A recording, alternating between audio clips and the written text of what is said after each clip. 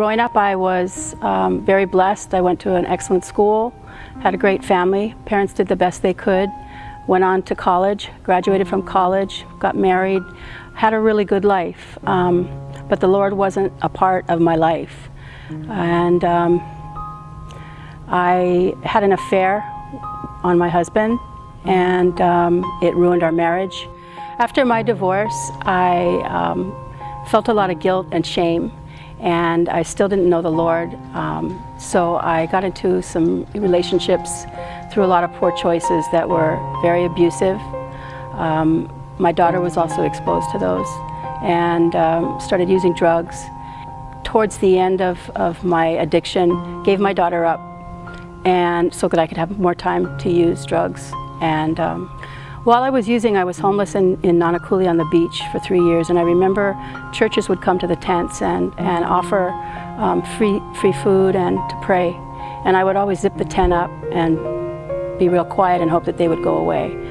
I was really ashamed of where I was, and I was afraid of God. I was afraid that God was going to judge me. When I did get arrested and went to prison, or went to OCCC, there was a woman inside the prison who came to me.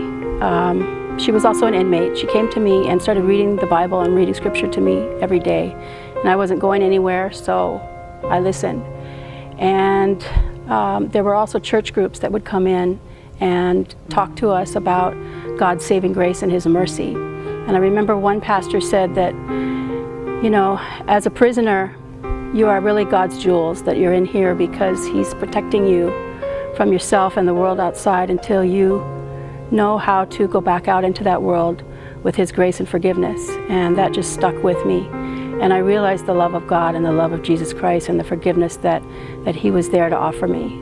He spoke to my heart and He said, if you just have faith in me, I will restore your life and I will use you for my glory. But you have to have faith in me. The day that I turned my life over to Jesus, I was in prison, sitting on a cot, and I had nothing. I had no hope. I had no dignity. I had no family. I had nothing left. And when He spoke to my heart, it was so crystal clear how much He loved me. And I had no idea how much He loved me until that point and that moment in time. I knew that I could put all my faith and trust into Him without a doubt that He would save me from myself.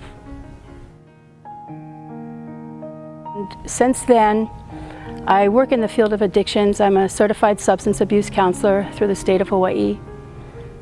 I am also a case manager. I work with mentally ill, homeless, drug-addicted people. That is what I've been doing for the last 6 years. And I get down on my knees and I cry to God on a daily basis because I can't live without Him. I can't do anything. It's through Him that I'm saved, and it's through Him that I'm strengthened. And today, my life is a very different picture. I have the love of family around me. I have my daughter back in my life, who's now an adult. The love of family is so important. And I have my church family. And that is the restoration.